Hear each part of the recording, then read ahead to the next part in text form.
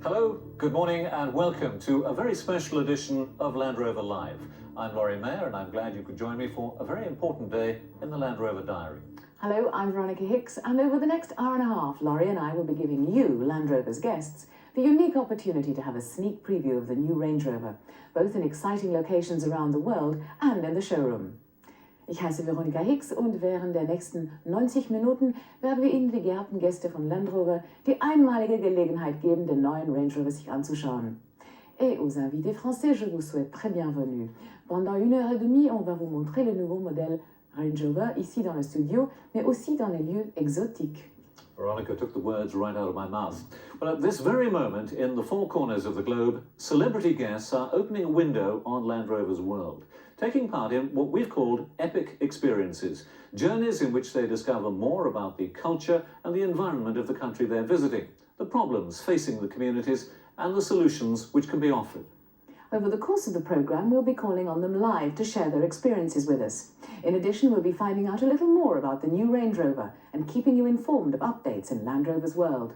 But first, we go to Botswana to catch up on what our celebrity group have been doing.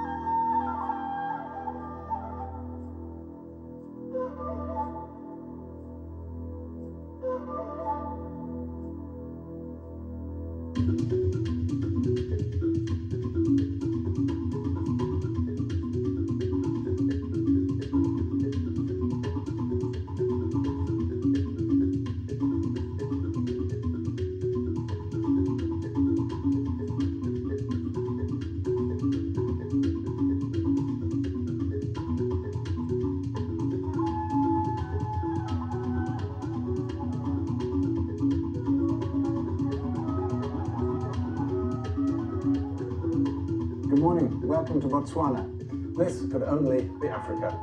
The wonderful spectacle of a herd of elephants at a waterhole. Something you take for granted in Africa, but can you? Over the last 10 years, the numbers of elephants in Africa have declined from about 1.2 million animals to now just 600,000. But here, in Botswana, you can still see these enormous herds.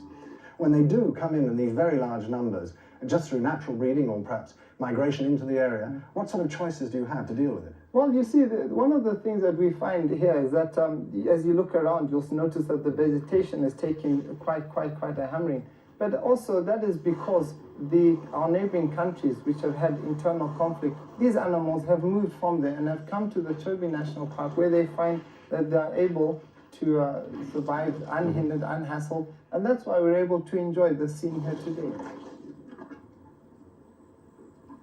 Well, with Earthwatch, we're going to carry on doing the research here with the help of volunteers to come out and work with us in this fabulous country. And I hope there'll be elephants here for centuries to come.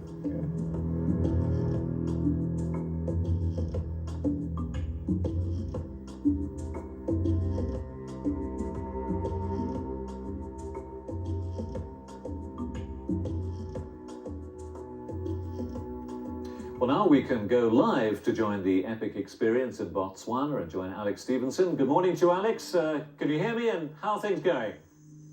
Yes, I can hear you, Laurie. Good morning. Things are going fantastically. Our party's just spent an absolutely magnificent 2 days driving around in the Chobe National Park in the new Range Rovers, looking at the wonderful wildlife that there is here. Now, as you've probably worked out from what's pitched behind me, we've spent an equally exciting 2 nights in tents pitched in the same ground that's shared by these wild animals. When I woke up this morning, I was very relieved to find out that some rumblings that I'd heard turned out only to be thunder. Our guests here have been discussing their own experiences of these 2 nights under canvas. Andrew, what did you think of the experience? Well, I find the hardest part about sleeping out in the bush like this is having Laura sleeping next to me and waking up every 5 minutes going, Christ, what was that? Well, I'm not as used to it as you are. Well, it beats the Lake District, doesn't it? Certainly does beat the Lake District. I think one of the nicest things was just walking out of the tents yesterday and finding 4 lionesses just lapping water on a little bird bath right in the camp. That was extraordinary. I've never seen anything like that before. Yeah, well, what about me? I mean, the first time I've been met by a lion on the way to the loo, literally 10 feet away. I don't know who was most embarrassed or frightened, me or the lion. It turned out actually to be a lioness, and I dived back to the tent, grabbed Bridget and sent her off in front to clear the road for me.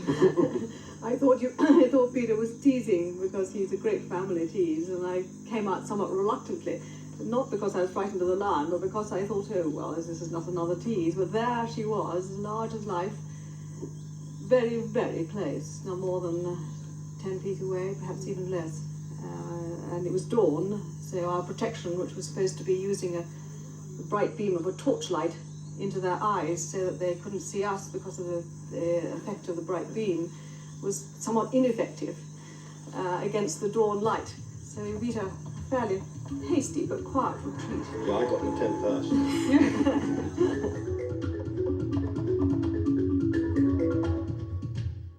But now to Japan and to our epic experience in the East.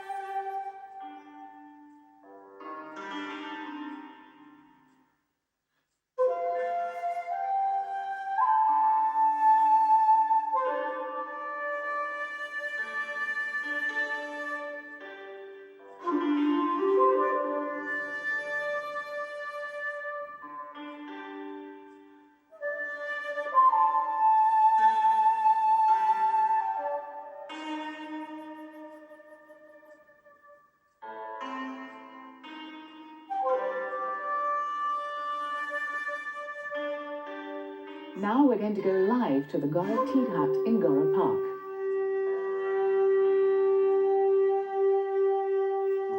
We're here at Gora Park, observing the tea ceremony. Can you tell us a little bit about this ceremony? It seems very ritualistic. Yes, it's a very important part of Japanese culture and has been for many centuries. The essence of it is the aspect of meditation rather than the drinking of the tea. And there are 4 important elements in the tea ceremony. The first is harmony, because there's harmony in the room between the host and the guests. The second is respect, so they respect each other. The third is purification, that starts with the host even clearing up the garden paths, taking all the leaves away, cleaning all the utensils before.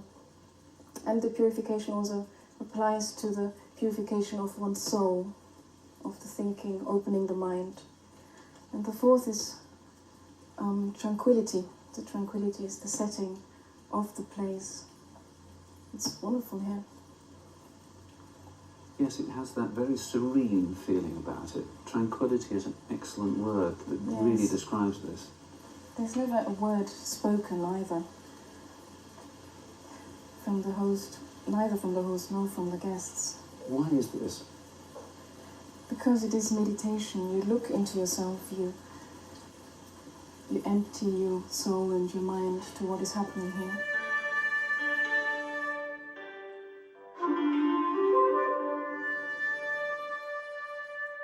Land Rover are the world's leaders in 4x4 technology, and for more than 40 years now, Land Rover's experts have been testing, driving and demonstrating the capabilities of the vehicles across all types of terrain and in all types of conditions.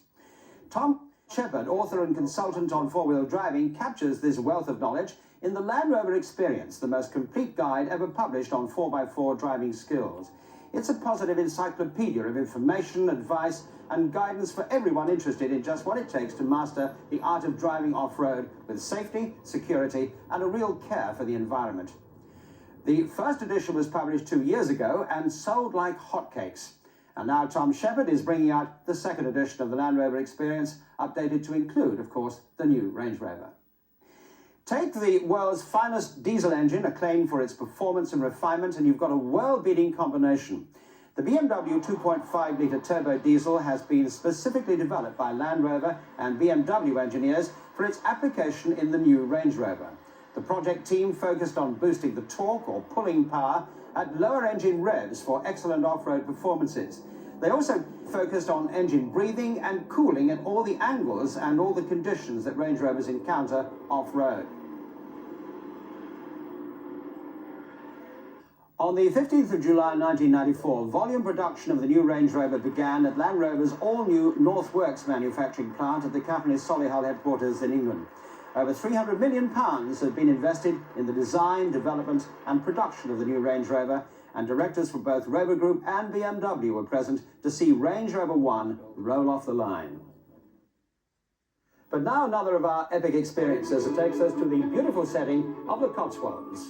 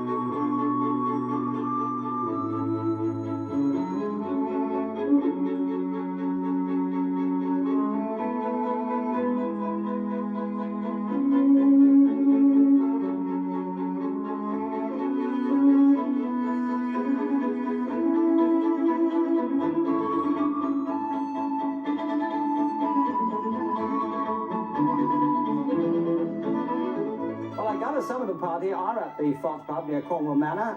Can you hear me there? I can see Gareth and Richard. Can you hear me? Certainly, Nicky, yes. Enjoying Land Rover hospitality, Gareth? Well, I think that would be an understatement. Yes, my breakfast was enough for 3 days, and as you can see, enjoying a little pint of real ale. So, yes, certainly most delightful part of the world, and I can't think of a better way in which to spend it. We've already seen on the opening titles of our programme that you enjoyed fishing with Prue Leith, and you got a big one. I think it looked a big one. Well, it was well over 3.5 pounds, probably nearer 4, but You were talking about it all. it's getting bigger by the day, yeah. But certainly it was very exciting. The fishing quality they were pretty difficult to catch, but thankfully with a little bit of luck at the end of the day, we managed to wheedle a fish out, yeah. Richard, do you enjoy any of these outdoor pursuits? The fishing is something I very much enjoy. Yeah. We're down. You're down. It's good. It's good. Unfortunately, the cloud was 1,000 feet. So you could only just about get up there, release the wire. How long did you stay up? Up for about 5 minutes. 5 minutes. Oh, that's great. It's the first time, isn't it? Yeah, it's great. I would have thought that would be more your forte. I prefer ballooning to gliding, I think, but I meant. But anyway, well, I'd love to come one day. So can you teach me now? Yeah, all you do is that. It's not my cup of tea, I don't think. I don't know. Not even after one of these? Maybe, I think I might need one of these. But it's not a bad pint, actually. Guys, I'm going to have to chip in at that point. You're obviously enjoying yourselves. One final question for David. Do you plan any airtime exploits when you're in Australia? The Tiger Moth is still there up in Carrara in Queensland. I'm sure it's still there. My mate will be there, Bruce McGarvey. Oh, good. I haven't done the gliding out there yet. The good news about doing it there would be that with good weather, we could get up higher, glide for longer, get a better impression of the game. And all I do is take a microphone up there and let the world know what's going on. Well, you'll enjoy it. Thanks very much indeed for joining us all down there at the Fox Pub. Enjoy the rest of the lunch. Thanks very much indeed. Right, there we are. And now let's join Veronica. The Range Rover is a classic car which combines ruggedness and luxury, and as such is the first choice for many people. Captain Richard Hastelow of the aircraft carrier Invincible is no exception. But how was the captain to take delivery of his new Range Rover while at sea off the coast of Corfu?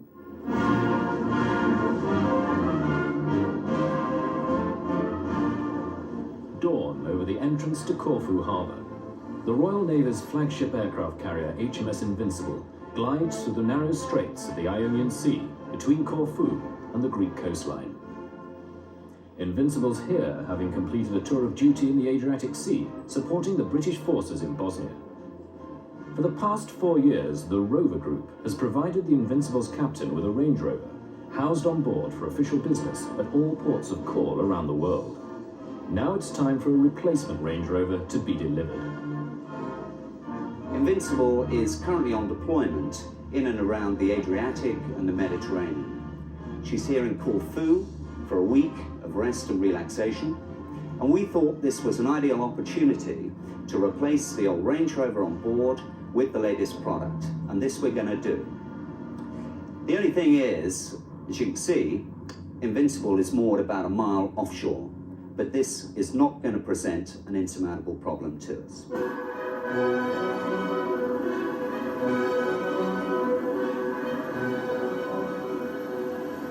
The Royal Navy's Sea King helicopters are used to transporting men, supplies and equipment from ship to shore. But several tons of luxury vehicle dangling from a thread need the kid gloves treatment.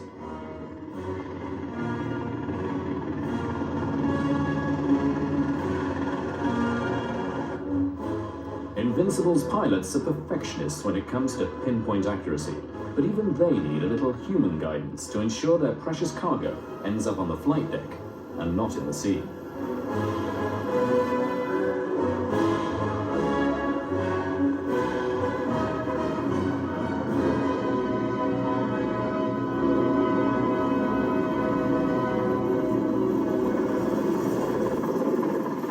While we're going around the world doing our military tasks, we also get the chance to promote British interests in other ways, whether it be during our visits with reaching local people, entertaining local diplomats and people who can have a bearing on opinion in their countries, or whether it be in the commercial sense.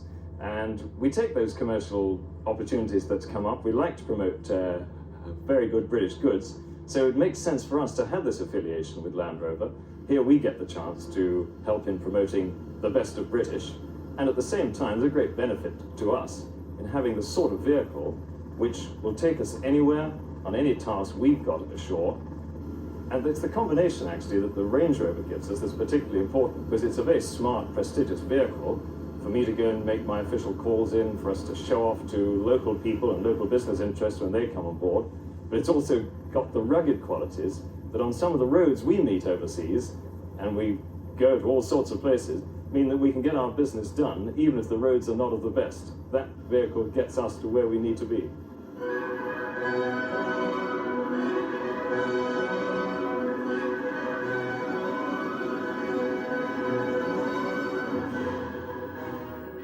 What a wonderful way to travel. Now for more news of Land Rover's world, over to Dickie. Well, now for the first of those items as we join the epic experience in Vermont.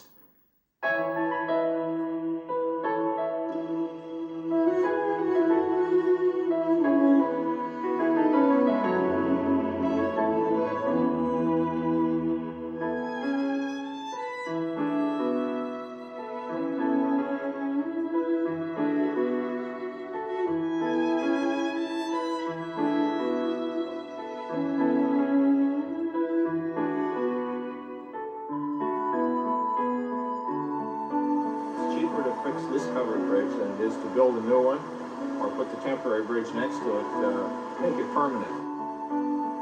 Covered bridges are valued in Vermont.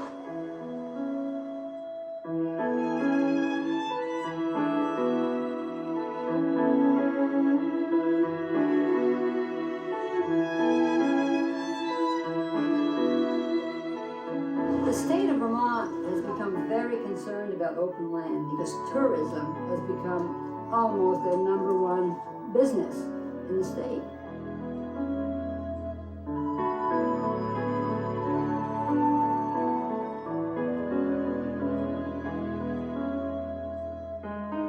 We try to monitor population trends in the birds. The DDT problem was a big problem in New England. Our eagles have come back, our peregrine falcons have come back and are nesting on the cliffs in the state now.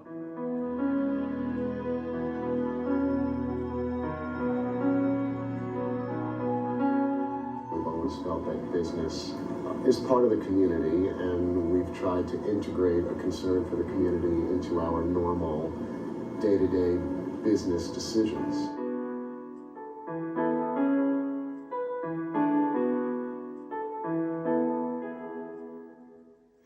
just what impressions have our guests been left with. Hello. Hello, Vermont. Hello. Eiko. It's wonderful. I'm living in two crazy cities, Tokyo and New York. So very often I love to escape to go to the oasis. Then Vermont is definitely one of the most important oases on the earth. This is my impression. And what about you, Francis? Well, we've enjoyed ourselves driving through this beautiful countryside in the autumn. Especially nice people, very receptive, very curious about what we were doing with these beautiful cars moving through their state. We've had a very nice time. We've enjoyed meeting one another. How about you, Patrick? You've got your camera slung there. Have you been taking lots of photographs? Well, yes, lots of photographs of the rain, but there are 3 or 4 things here that I've really enjoyed. I love trees more than anything, and I like meeting new people. I love driving those cars, and the other thing is that this sort of collection of people makes for fun and odd, and you know, you can see by the way we look that we're all enjoying ourselves. So that's the lasting memory, really. Camaraderie. How about you, John? Well, fabulous place. An amazing balance between the ecology and the needs of the economic community, which this state seems to have struck perfectly. The other abiding memory for me will be a fabulous Italian meal that Francis cooked for us all last night, which will stay with me for many a year. I hope not. Can we live vicariously, and you tell us what he cooked for you?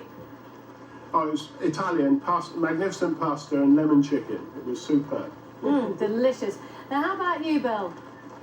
People in this state don't have to be told that this is an environment worth protecting, and certainly we've shared that with them. And most of the people we've seen are very much aware of what they have here, and we're happy to share it with us. And of course, we've had a fabulous trip because we've taken these cars into some places that perhaps you wouldn't like to take your normal car, and meet people that you might not meet otherwise.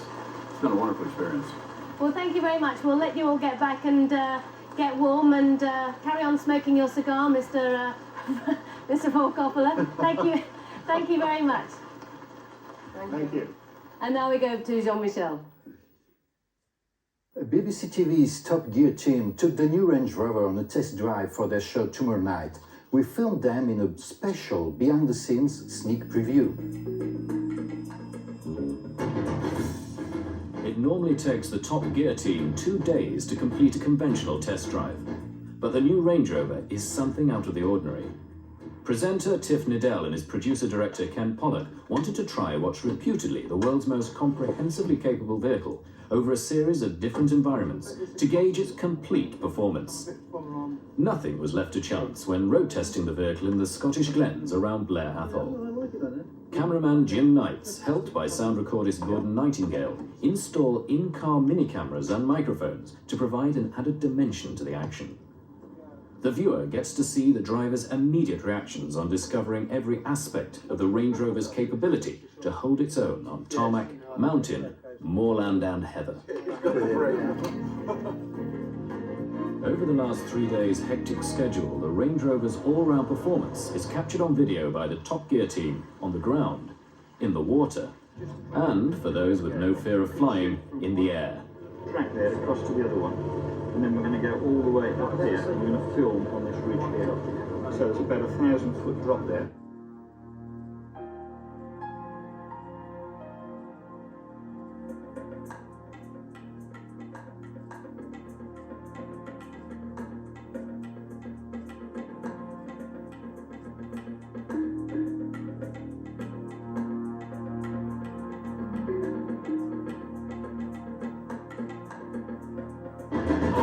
Range Rover is revealed to the public next Tuesday at the Paris Motor Show, but already the media has been reviewing Land Rover's new flagship.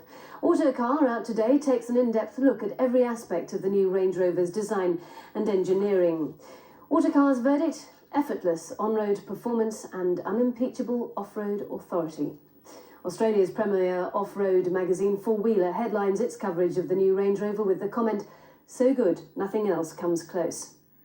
Carrying an exclusive report on a car which will reach Australia in early '95, Four Wheeler's verdict is No four-wheel drive has a right to handle as well as the new Range Rover. It ends forever the on-road compromise inherent in four-wheel drive. And another magazine out today in the UK is Car Week with a 10-page launch special. The verdict is that Range Rover occupies a unique niche and does so with absolute authority. But now for the first of those reports from Tierra del Fuego.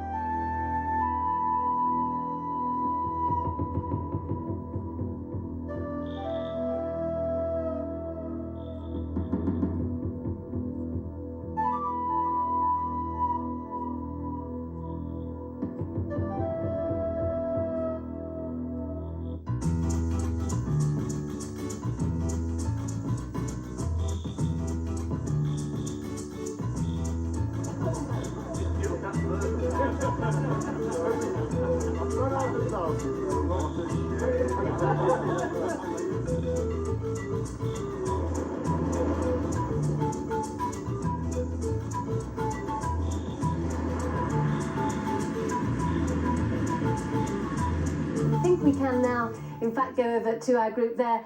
Hello, can you hear us there? Come in, Tierra del Fuego. Just about. Now, tell us what's been happening. It's been just the most fantastic experience. We've driven right the way across the southern part of Argentina into Chile, right up into the Andes, then back down, all unmade roads, corrugated iron roads, bashed along and covered in mud and snow, and eventually back into Argentina again in the island Tierra del Fuego, right at the southern end of America. And here we are, right at the end of Trans-Am 3, the road that leads all the way from Alaska, 18,000 kilometers away. Right at the end of it. We arrived here about 20 minutes ago. Car's still intact, amazingly, in fact, still feeling very comfortable.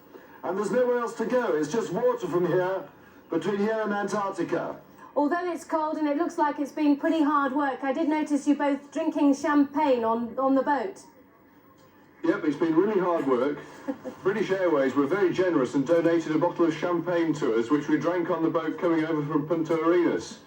There are people in the background telling me now that at the end of this wonderful journey we have some more champagne to drink, so I'm sure Robin will help me drink it. Yeah, great, hasn't it? It's been a super adventure. Yes, we've certainly made some really good friends on this trip as well. Groups of people who haven't known each other coming together, and I don't think we'll ever forget it.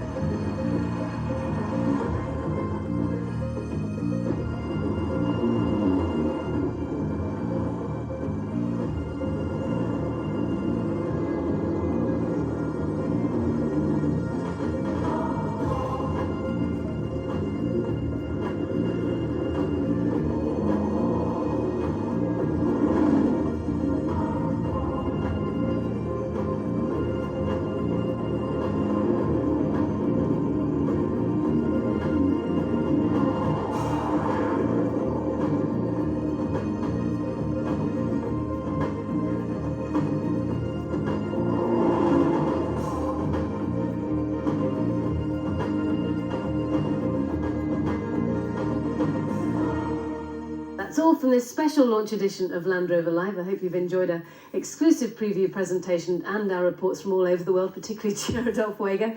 So all that remains for us to say to all Land Rover's special guests is good night.